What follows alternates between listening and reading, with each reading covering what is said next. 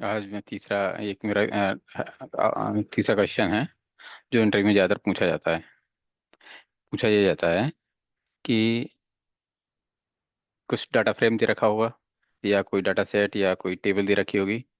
उसके हिसाब से वो पूछेगा डिपार्टमेंट बेस में सेकंड हाईएस्ट सैलरी। सपोज मैंने किया कि हमारे पास ये टेबल है कि अभी मैं आपको बता देता हूँ।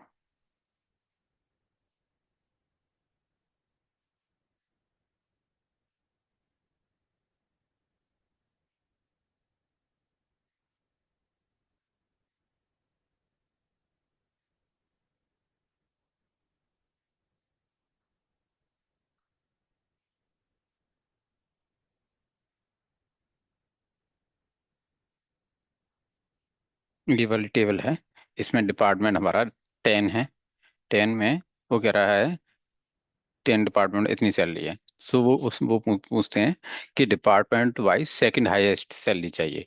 पहले आप नाउ आज के ट्रेंड में ये ज़्यादा क्वेश्चन पूछा जाता है। पहले क्या पूछा था, नॉर्मल हाईएस्ट सैलरी पूछ ली जाती थी, सेकंड हाईएस्ट सैलरी। लेकिन अब क्या है, डिपार्टमेंट वाइज पूछते हैं, तो उसके लिए क्वेरी इस तरह से होती है। अब देखो यहाँ हम तीन तरह से कर सकते हैं। रैंक से कराएंगे। रैंक का मतलब होता है रो नंबर। सो अब हमने पार्टीशन कर दिया है डिपार्टमेंट आईडी को। इसकी बेस पे वो पार्टीशन कर देगा और हर एक पार्टीशन का वो एक रैंक दे रहा, रो नंबर दे रहा है, 1 2 3 4 5 6। तो इस तरह से हमारे डिपार्टमेंट 10 के उसने 6 रो दे दिए हैं। ये नया कॉलम हमने ऐड किया है, ये यहाँ जो रो नंबर लगा के पार्टीशन बाय डिपार्टमेंट और सैलरी डिसेंडिंग ऑर्डर करके। तो अगर हम इसको अब सेकंड हाईएस्ट सैलरी निकालूं मैं इसमें, तो यहाँ आएगा ये वाला 8,000। 8,000 8,000 है, तो ये डुप्लीकेट डाटा है। यहाँ देखो ये तीन है, 8,000, लेकिन हमें तो केवल पहला ही उठाएगा ये केवल। ये बॉब और क्योंकि सैलरी तो लिस्ट में सेकंड हाईएस्ट सैलरी 3 लोगों की है, लेकिन ये क्या दे रहा है, केवल 2। तो इसका मतलब अगर हम रो नंबर से करते हैं तो ये गलत है।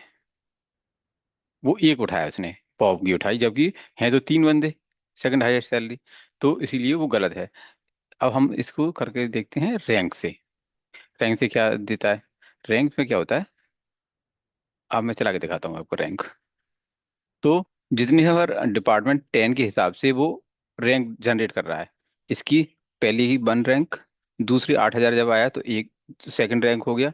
ये 8,000 को सेम रैंक दे देगा, 8,000 को फिर भी सेम रैंक देगा, क्योंकि सेम वैल्यू है, सेम वैल्यू, सेम डिपार्टमेंट। तो इसीलिए उसने एक ही रैंक में इन्हें डाल दिया है।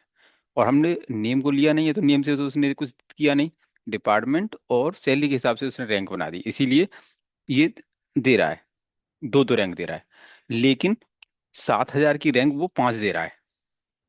मतलब 1 2 3 4 5 इसी के हिसाब से दे रहा है। लेकिन इसने बीच में जो है 3 और 4 को स्किप कर दिया है, क्योंकि वो सेम सैलरी थी इसीलिए सेम रैंक दे दी।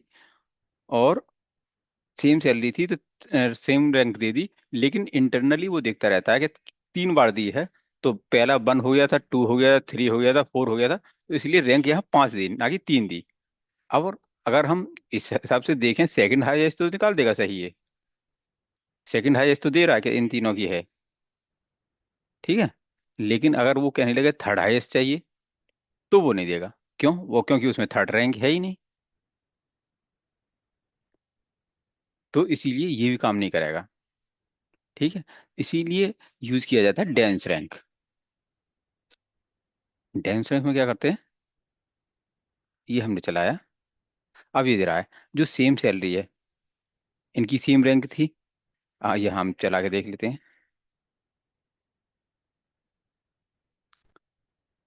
अब देखो इसमें डेंस रैंक और इसमें अंतर भी देख लो।